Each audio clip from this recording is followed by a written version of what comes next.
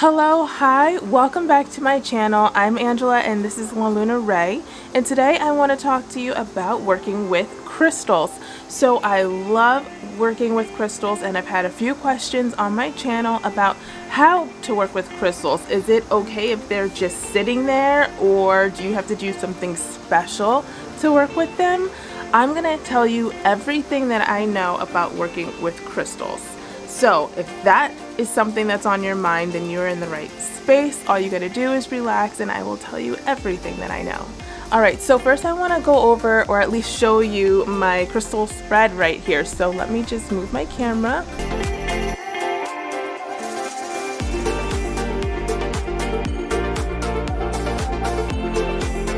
So I've got not all of my crystals obviously, but I've got just about every shape of crystal that I have on this table. So I'm just gonna jump right in. Let's start with one of my favorites, my crystal ball. Of course I have a crystal ball. So working with this shape is fun. You know, it doesn't just come in crystal balls. That's a big, that's a popular one.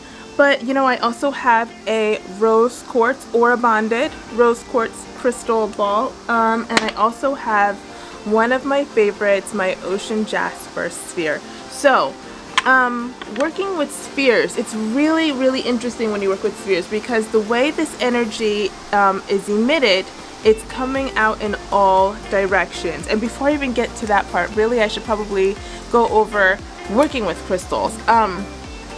When crystals are just sitting here in your space, they are doing their job, right? They are already, everything emits a certain vibration.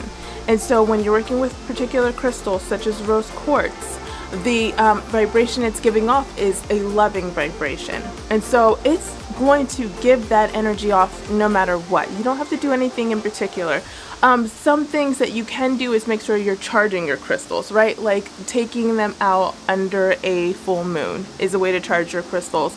Or just rinsing them underwater can charge your crystals. Placing them on salt, just working with some smoke can charge your crystals, just kind of getting them on some smoke, some sunlight, anything like that can really refresh that energy that your crystals are going to give off naturally. So that's ways to charge your crystals so that they're always emitting at their highest frequency that they can emit.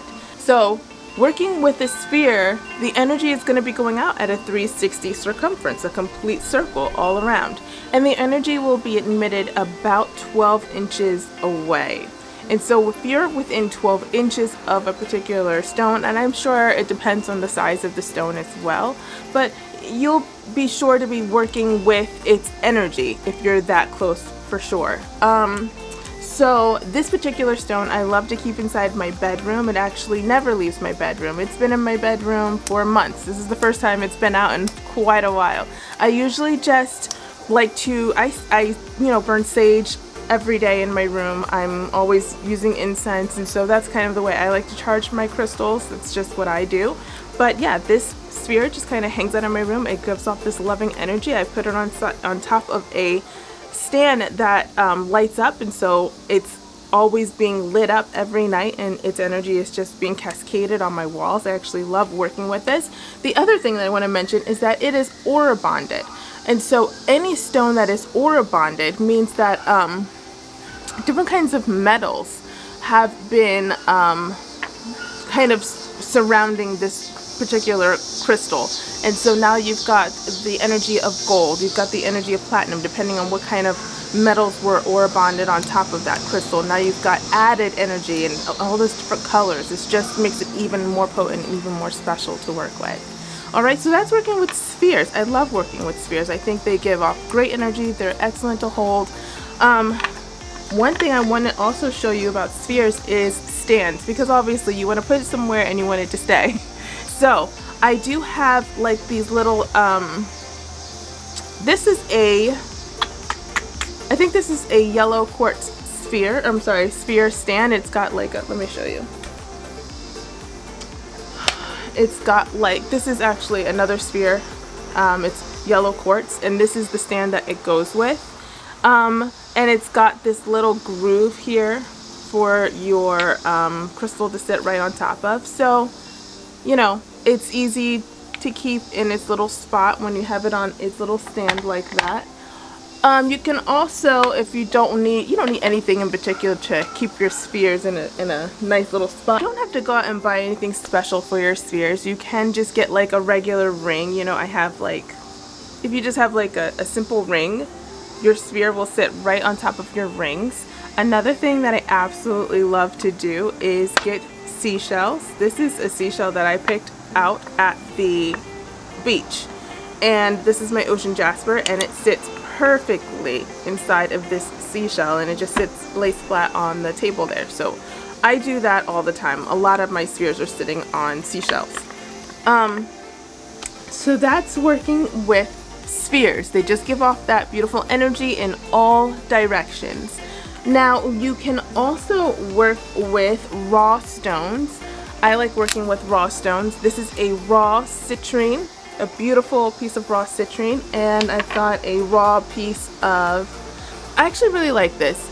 It's polished on one side. You probably can't tell, but it's labradorite. I don't know if you can see any flash. Maybe you can see a little flash. But it's polished on this side, and then it's raw and gorgeous and flashy on this side.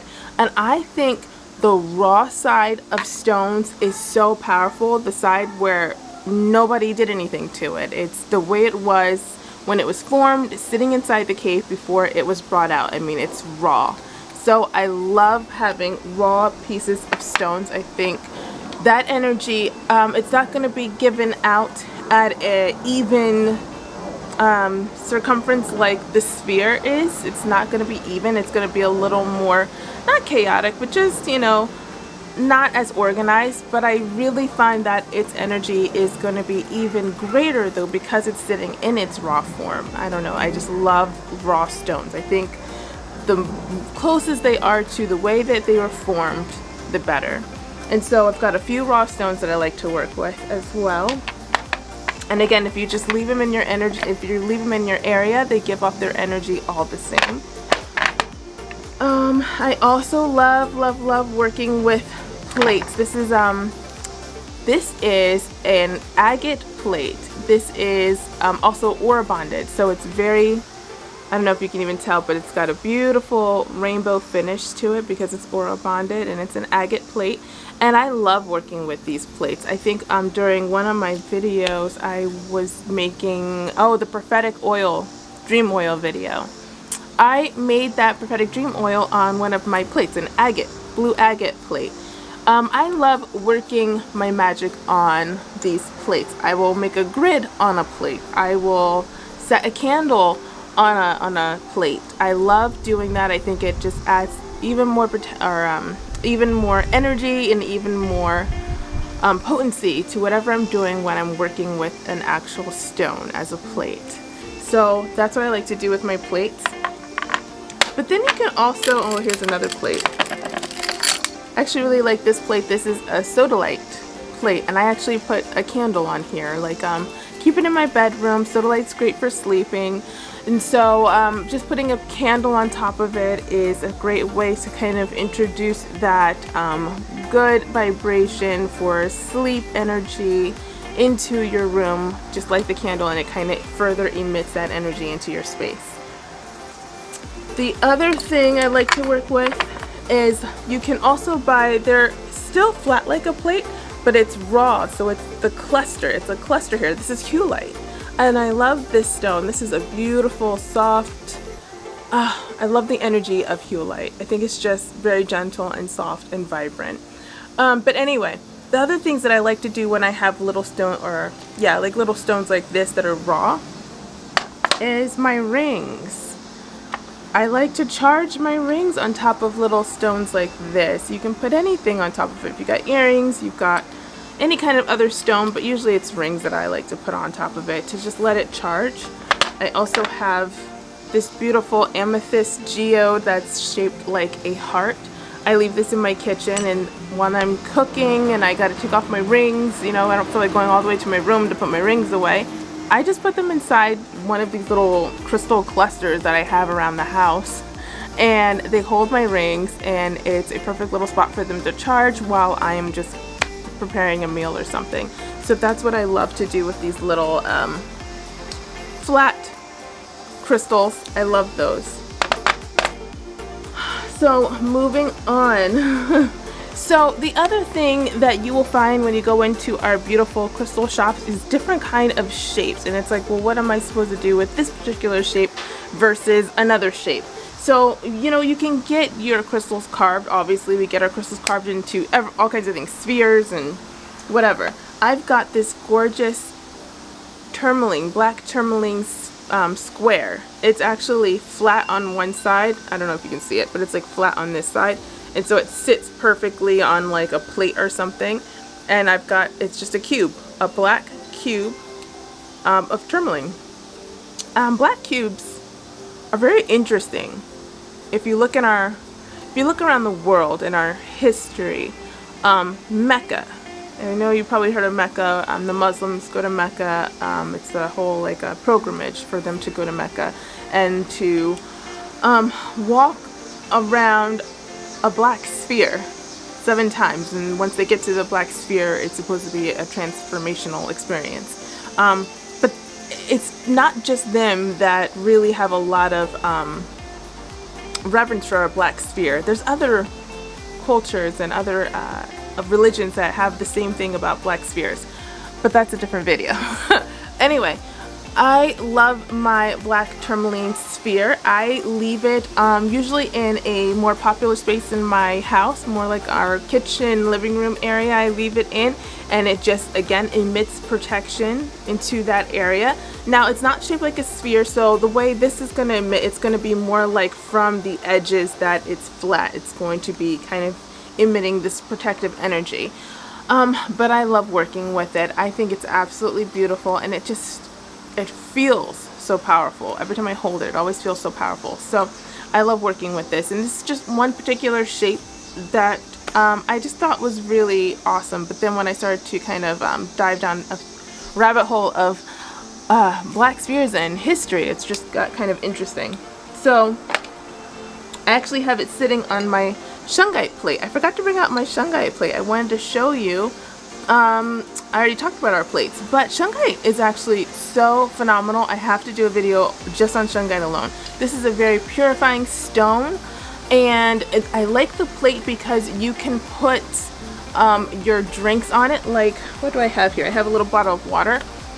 If you put your water on top of a shungite plate, you are purifying your water. Shungite was used by ancient Egyptians. It lined their pipes that they carried water in because it purified water. And you can buy little elite shungite stones to actually put inside your water to go ahead and purify your water.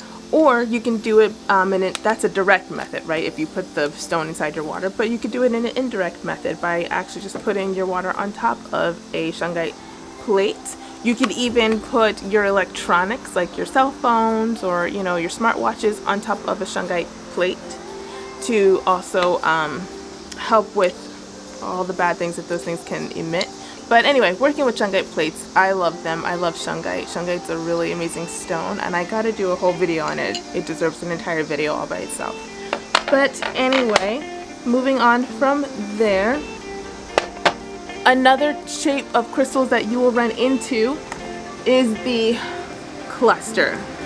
Got so many clusters all over the place. I absolutely love working with clusters. I think this one is so gorgeous. Look at this, absolutely.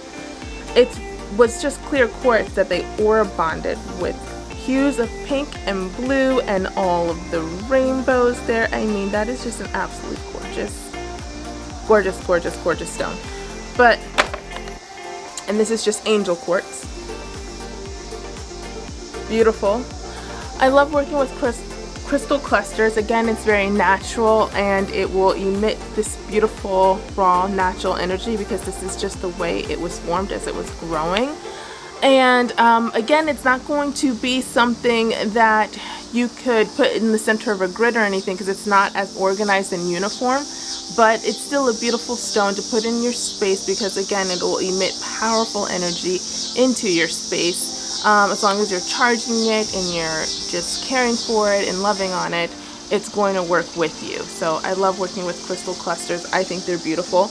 And even though this is not naturally blue and clearly not naturally pink, I still believe that it will release certain energy with those colors, because colors mean things. And so working with these kind of stones, just because it was colored artificially, doesn't make it less potent. I think it actually increases its potency. So I still love working with them. Moving on with other shapes that you will see. Oh, I have a beautiful heart here. Another agate stone that was dyed pink. And it's still gorgeous and beautiful and lovely to work with. I love working with this when I'm doing kind of like, I have a love candle video that I had this stone present in. I love working with this stone when I'm doing any kind of love spell or glamour work, things like that. I think a beautiful pink heart kind of emits all the intention and energy that you are looking for. Also, what I have here is, oh my god, a leopardite. This thing is heavy. A leopardite Merkaba, and it's gorgeous. This, I don't know if you can see me, if you care to see me. This thing, look at this. It's a mammoth of a leopardite. Leopardite is a stress-free and calming stone. Really helps reduce anxiety. It has flecks of mica in it, so that's kind of the part that really helps reduce stress and reduce anxiety in your energy field. So I leave this in my bedroom as well. And the fact that it's shaped like a Merkaba, you'd have to look it up, but a Merkaba is basically a triangle facing up. If you can see it, it's kind of like, this is the triangle facing up, and then you've got the triangle that's also, I don't know if I can point it out to you, but facing down. So that's an entire thing, but basically it's the combination of the body and the mind, the body and spirit kind of coming together, and you're in a Merkaba. You have to look it up, it's an entire thing. But I love that it's a Merkaba shaped leopardite, because leopardite is so calming and relaxing, and I don't know, I just like the idea of it kind of bringing in the mind and the spirit and the body and the soul, and just in a loving, peaceful energy. I don't know, I just think it's very all-encompassing. So I love working with Merkabas and the leopardite stones. What else can I show you? I have so much on my table here, it's almost overwhelming. You can also work with your crystals in bead form. You can just wear your crystal beads, or you can work with them in malas. I love working with malas. I have a few malas. This one in particular is made of morganite, and so this is a love stone mala, and it has 108 beads, including a muru bead. And this the way you work with it is basically you repeat a mantra for every bead, and one mantra that I like to repeat is I am enough. And so for every bead you say your mantra and you move on to the next bead, and so on and so on. And it's 108 beads because it's believed that you've got 108 lines leading out from your heart chakra, and those lines are called nadis, and they lead to your chakras, all of your other 6 chakras, and it's just a way of just coming in, you know, wholeness and balancing and just kind of uniting your whole being and your spiritual self as well. So anyway, I like to work with malas and crystal beads is another way of working with crystals. Now moving on to our generators and our pillars and all the things. So I've got this selenite pillar that I keep in my bedroom. Selenite is great for cleansing energy, and that's why I keep this in my bedroom. I love to constantly cleanse the energy in my room, and so this stays in my room, and it doesn't need to be recharged because it's selenite. Selenite is It comes from the word Selene, which comes from the word moon, and it's believed that it never needs to be charged. It's always able to charge everything else that's around it. So anyway, I love keeping selenite in my bedroom to charge and cleanse my space. Other kind of generators. Now this is a typical generator. This is a fluorite generator. Absolutely gorgeous, right? Like all those blues and purples. Now this is a typical generator to work with. Usually people like to put generators in the center of grids, and as long as there's quartz within that generator, it is absolutely perfectly fine to use it inside of as the center focal point of your grid. So this will be fine. This is fluorite. Fluorite has parts of quartz, and parts of fluorite can be quartz. And so anyway, you can put it in the center of your grid and it works well as a grid center. Or you could just leave it in your space, which is exactly what I do with my fluorite generator. I love working with fluorite. I think fluorite is so cleansing. I find it to be just refreshing and rejuvenating. I really love working with this stone, and I just leave it out. And the way the energy is emitted from this stone is clearly like it has its point. It's focal in the top, and it kind of cascades energy out that way. And so instead of it kind of just coming, you know, like a sphere, it kind of just emits in all directions, this is actually going to come up first and then kind of out, right? So it's more cascading, and I think that's actually a beautiful way of working with this stone and its energy. And I've got a few examples of that. I've got this agate. Even though it's got a nice little pocket, druzy pocket, it still does the same thing. It emits energy in the same way, and it's even more special because it has a little druzy pocket there.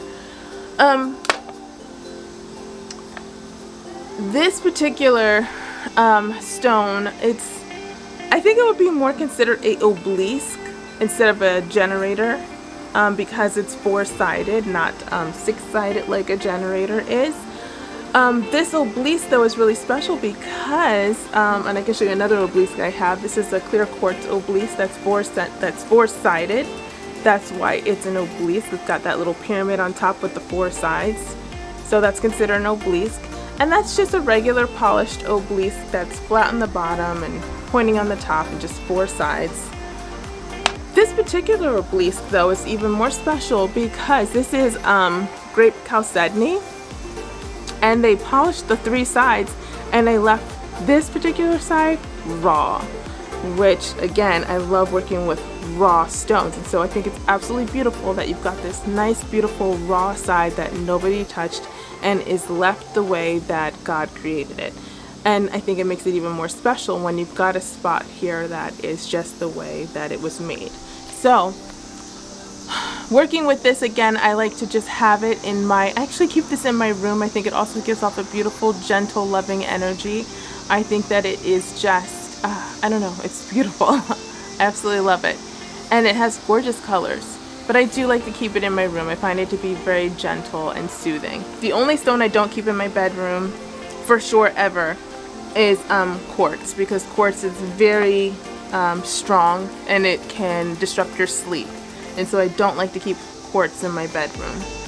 Another generator I have here is an 8-sided generator. This is labradorite. I don't have a lot of flash on this particular labradorite, but it's still very powerful.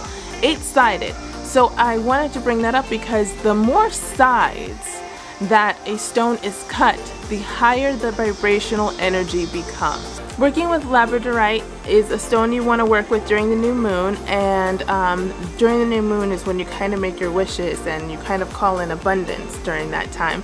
And working with an 8-sided labradorite generator is an excellent way of calling in abundance into your life, if that's what you're trying to do. So anyway, that's why I have that particular generator. I'm trying to see what else I have. Okay, so I also have little wands here. I've got this beautiful little citrine wand. It's pointy on one end, and then I've got this gorgeous little sphere on the other end. The sphere here can hold energy, and the pointy end can kind of transmute that energy elsewhere. So you can store energy here and kind of transmute that energy back out elsewhere. So that's the way to work with a wand that is shaped like this. It's yellow adventuring in the center, and you've got little citrine cabochons also on the side. So it's a really beautiful manifestation wand. While we're talking about wands, I also want to mention or just show you guys my selenite wand that I created this crown on top of. And I use this wand in particular when I open and close circles for ceremony. So I love this wand. There are just beads up here that I really couldn't tell you much about. There is labradorite in here. But other than that, I don't remember. I wasn't as knowledgeable about stones when I created this wand. I just loved the way they looked. I thought they were super pretty, and I still do think they're super pretty. They're probably not special, but I love this wand. I created this little crown myself, and I love working with this when I open and close circles. So this is a very important wand to me.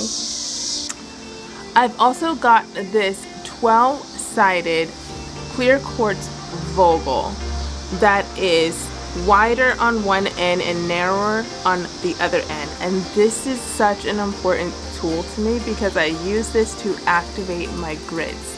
Now this is another way to work with stones. I will show you my grid here that I have created, and I kind of just keep up in my space. I don't know if you can see it. This is my manifestation grid that I have carefully picked out the stones, and then I place them on top of a canvas that has to do with manifestation. Its shapes and everything, it's all geared towards manifestation. And then I picked out the stones that also call in manifestation, and I have glued them down with like a sticky tack type of glue so that it's not permanent, but in this case it's going to stay still for me at all times, and that's really what I wanted. Anyway, to activate your grid, so what you need is basically a double terminated wand of some sort. Generally clear quartz is the best way to activate a grid, using a double terminated clear quartz wand. And you just have to start in your center. I've got my little pyramid in the center here, a clear quartz pyramid. That's my generator in the center, and you kind of move your way out to all of your stones, and you are kind of creating a web of energy as you go back and forth between all of your stones, and you activate your grid. And you do this in a clockwise fashion when you're activating your grid. And you need the energy to be you need it to be a double terminated wand doing this, so that the energy can be going back and forth. I don't know if that all makes sense. It's a lot to take in, but that's just another way that I like to work with my crystals. I like to create grids, and I like to activate my grids, and then there's a way to also deactivate your grids. I'd probably have to do another video on activating and deactivating grids and just that in general, but that is another form of working with your crystals in general. Alright, so another way to work with your crystals is I've got, this thing is kind of heavy, but I've got a whole plate of crystals here, little tumbles, right? And they're sitting, and you probably can't even tell, but they are sitting on top of a argon plate that is full of chipstones, moonstone, chipstone, peach moonstone, and then clear quartz. All these chipstones that's sitting in an orgone kind of plastic material that is shaped like a crescent moon. But anyway, I have picked out particular stones that I like to have around me in my bedroom, and I change them out every once in a while, but really it's for meditation purposes. I like to meditate in my bedroom. I've got I just have things that I like to do. But I like to be able to grab certain stones and kind of work with them. You know, grab a stone here or there. I have my copper stones. If you haven't meditated with copper before, You should try that. That copper is conducting, and so having copper in one hand, and here's my other, here it is, here's my other piece of copper. Just, there's ways of meditating and kind of getting energy moving in your fields. But anyway, I like to have my stones on this particular crystal argon plate because I think it continually energizes and charges my stones as it sits there. So working with tumbles is great. You can carry tumbles on you and they'll emit their energy. You can hold them and meditate, and they will, again, that energy will, you know, work throughout your entire body and your field. And I don't know what else I want to show you. Oh, I did not go over palm stones with you. This is Lemurian blue palm stone. It's a beautiful grade of Lemurian blue. It's very, very, I don't know, you can even see it, probably not because my camera keeps going dark. But it's a beautiful grade of Lemurian blue. And I love using this stone. I like using palm stones for meditation.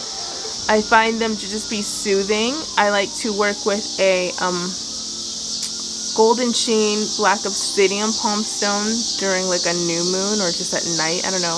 I love that one.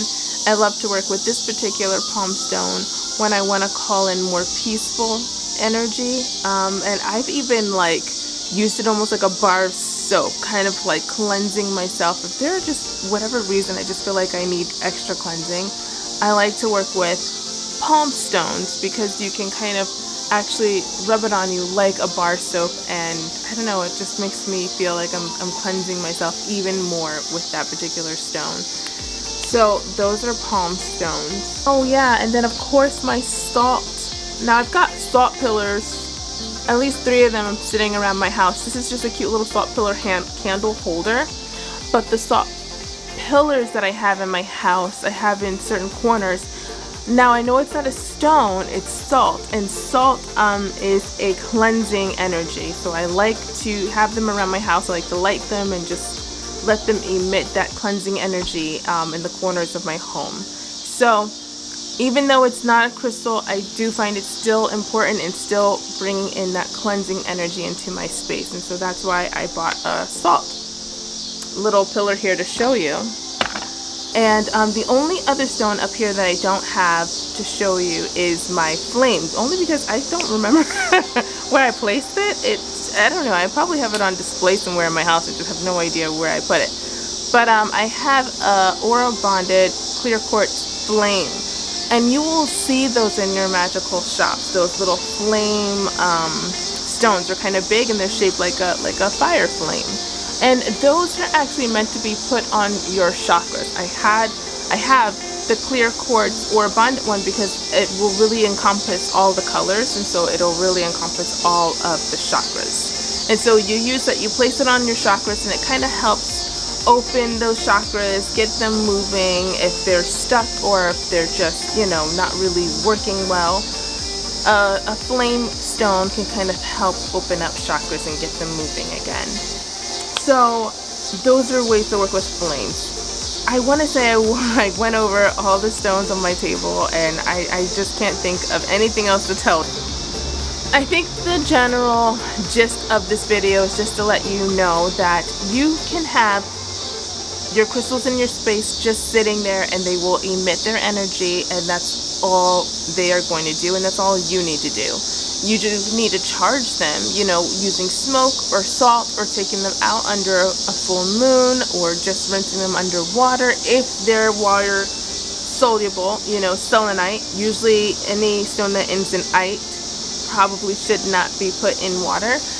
And then certain stones like amethyst really shouldn't be out in the sun, and you just gotta do your research to know which stones belong where and don't belong where. But with that said, I hope this video wasn't too all over the place. I feel like it was all over the place. I don't know why I feel so.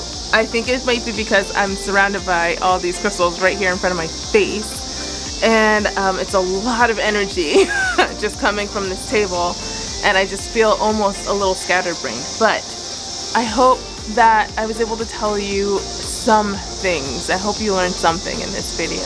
Let me know if you have any questions, any comments. I love hearing from you, and I try my absolute best to respond to absolutely every single person that puts a comment on my channel. I respond to all of you. I love all your video suggestions. Please keep them coming, because I try my best to answer all of your video suggestions. This was actually a video suggestion from a few of you, so I wanted to get this out there.